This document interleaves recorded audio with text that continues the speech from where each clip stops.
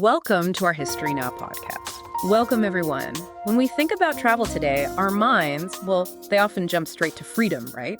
Adventure, maybe even a spur-of-the-moment road trip. Yeah, that's the modern ideal, isn't it? But for Black Americans back in the 1950s and 60s, the whole experience of travel was profoundly different. Worlds apart. It wasn't just a simple journey. It was really an act demanding immense courage, meticulous planning, and crucially, unwavering community support. Mm-hmm. We're going to explore what it truly meant to navigate this country's roads during mid-century America. That's such an essential framing. Because the simple act of moving freely, something many of us just take for granted now, Right. was often a huge struggle.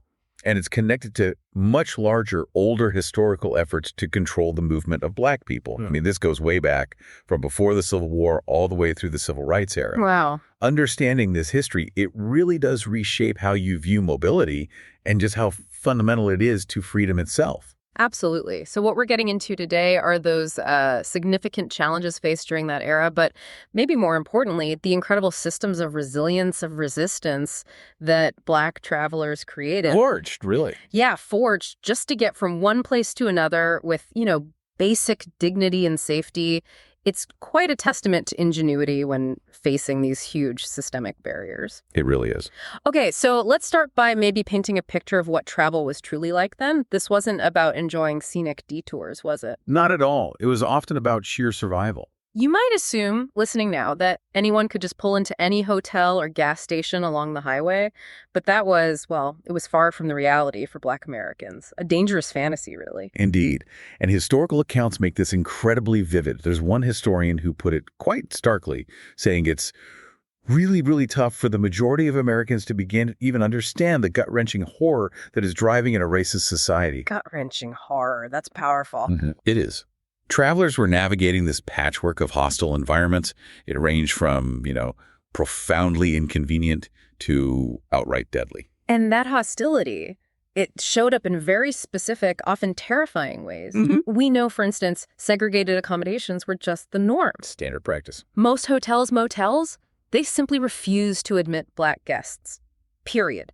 Can you just imagine being on a long trip, maybe with your family? Yeah. Hundreds of miles from home and being forced to sleep in your car, or frantically searching for a Black homeowner who might open their doors to you. That was the actual reality. That's right. And then you had communities known as sundown towns. Ah, yes. Sundown towns. For those familiar with this period, these were places sometimes marked by signs, sometimes just understood. An implicit threat. Exactly. Where Black people were warned, implicitly or explicitly, to leave before nightfall, staying after dark. That could lead to severe consequences. Harassment, assault, arrest, or frankly, much worse.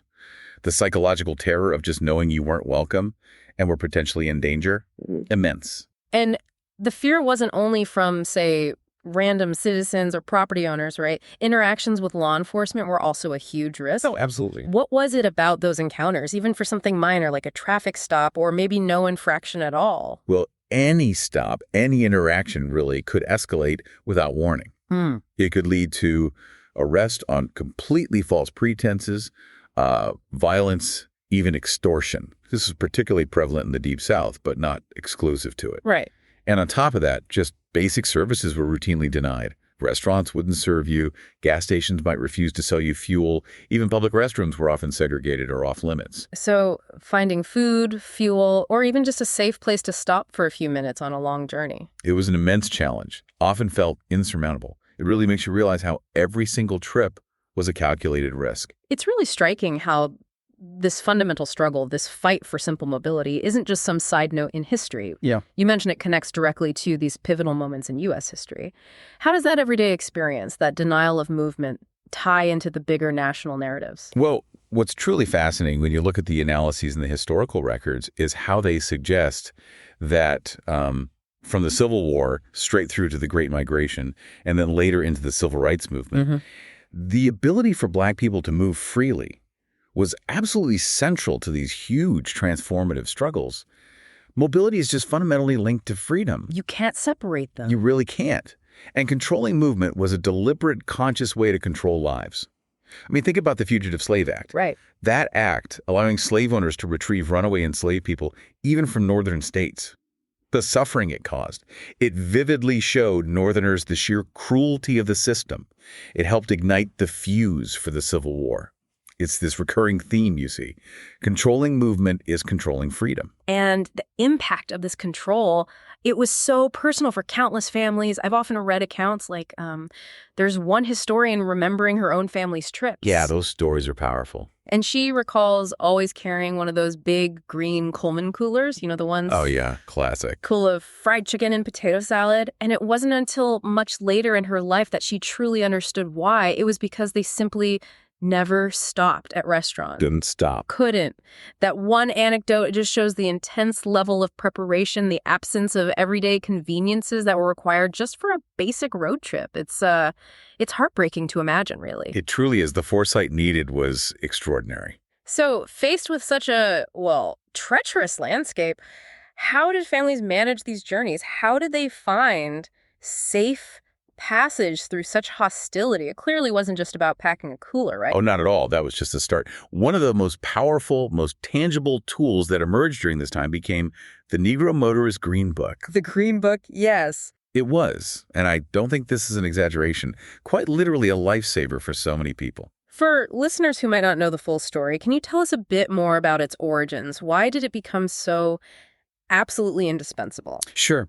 It was a truly remarkable publication. It was first compiled back in 1936 by Victor Hugo Green. He was a postal worker up in Harlem. A postal worker? Yeah, and he recognized this profound unmet need for a guide like this.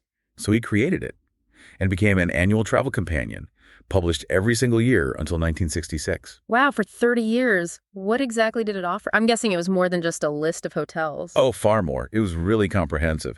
It listed safe places for Black travelers to eat, to sleep, get gas, shop, find mechanics, even places to relax across the entire U.S. Really mapping out a network. Exactly. And it even included parts of Canada and the Caribbean eventually. It was meticulously designed to help travelers avoid the constant humiliation, the potential danger, and just the sheer uncertainty of being turned away or worse. Think of it as mapping out pockets of affirmation and safety in a hostile land. The things people said about it, the users, that really tells a story, doesn't it? It does. You hear quotes like, you needed the Green Book to tell you where you could go without being embarrassed or harassed or even beaten. Powerful words. Yeah. Reflects the reality. It became this indispensable tool. Passed down, shared among friends and family.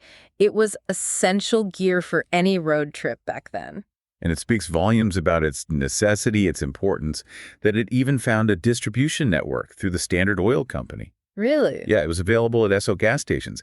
Think about the reach that gave it, the impact. It signals just how widespread the need was. Absolutely. Okay, so beyond having a crucial guide like the Green Book, what other strategies did Black travelers have to employ to protect themselves, ensure their safety on the road? Because it clearly took more than just a list of safe places. It absolutely did. It required an entire philosophy, really. A mindset of cautious, communal planning. It was driven by necessity, yes, but also by incredible ingenuity. This was about survival, sure, but it was also very much about maintaining dignity while in motion. So what are some of those essential methods that really stand out when you look at the historical narratives? Well, one key strategy was simply traveling in groups. Makes sense. Families, or sometimes multiple families, would form caravans. There was undeniable strength in numbers. A convoy was just less vulnerable to those roadside threats or police intimidation. A sort of collective security. And what about preparedness? You mentioned the coolers, but it seems like packing for a trip was almost a military-level operation. That's a good way to put it, actually, knowing that basic services could just be denied at any point. Right. Many travelers packed incredibly extensive supplies. Coolers with food, definitely. Yeah. But also extra gasoline, tools for potential vehicle repairs, blankets, pillows, sometimes even portable toilets. It was all about being entirely self-sufficient because you simply couldn't rely on the broader infrastructure that white travelers took for granted.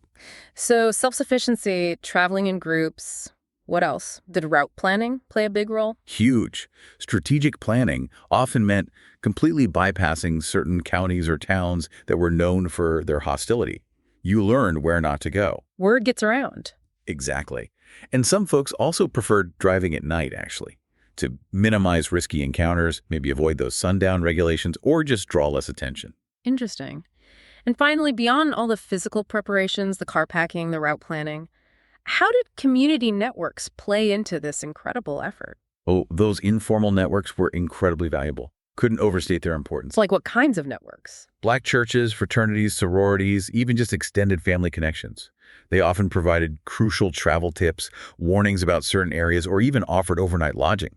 Word of mouth became just as important, sometimes maybe even more important, than any printed guide like the Green Book. So it was this decentralized, community-driven system of support. Precisely. Resilience built through connection.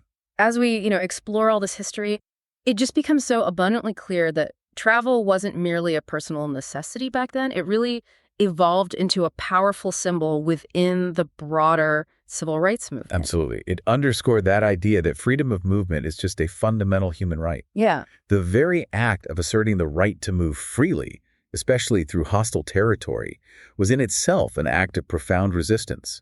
It was a direct challenge to the systems of oppression. And a really powerful example of that connection comes from the Freedom Riders in 1961. Yes, the Freedom Rides, a pivotal moment. These were interracial groups of activists, and they purposefully traveled by bus through the South. Their specific goal was challenging segregation in interstate travel facilities. That was exactly the point. Yeah. Bus stations, waiting rooms, restrooms. And what did their journey ultimately illuminate about this whole struggle? Well, they were met with just brutal violence. Beatings, firebombings, but their unwavering bravery, their commitment to nonviolence in the face of that brutality, it forced national attention onto the undeniable injustice of segregation in a way that couldn't be ignored anymore. It made it visible. It made it visceral. Their actions highlighted that direct link between the right to mobility and the larger struggle for full civil rights. Their journeys exposed the ugly truth for the entire nation and the world to see. And this pressure, along with, countless other efforts, protests, legal challenges, courageous acts by ordinary people every day, it eventually culminated in landmark legislation. Yes, the Civil Rights Act of 1964. Which outlawed segregation and public accommodations. That effectively dismantled the legal basis for the kind of discrimination in travel we've been discussing. That must have felt like a monumental shift. It was, without question, a watershed moment legally and significantly by 1966, just 2 years later, having fulfilled its crucial life-saving purpose. The Green Book. The Green Book ceased publication. Its end was, in a way, a testament to the significant progress that had been made, legally at least. A bittersweet ending, in a way. It is. So it's really important to remember, of course, that the struggle for true equity, for genuine freedom of movement, both legally enforced and just lived reality, continued, and in many ways still continues far beyond that point. The book itself became this powerful historical artifact of a time we must never, ever forget. Absolutely. Thank you so much for joining us on our History Now podcast. We really hope this exploration has given you some new insights into the sheer determination, the resilience, the spirit that shaped so much of our shared experience. Thanks for listening.